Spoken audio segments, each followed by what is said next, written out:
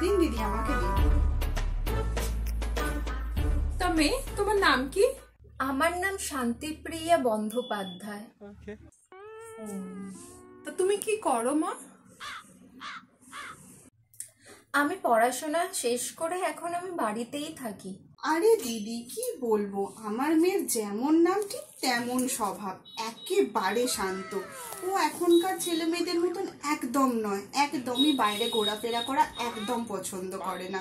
ও সারাক্ষণ ঘরে থাকে আর আমার সাথে কাজে সাহায্য করে। ও তাই, তাই তো দেখছি, যেমন নাম তেমনই তো শান্ত।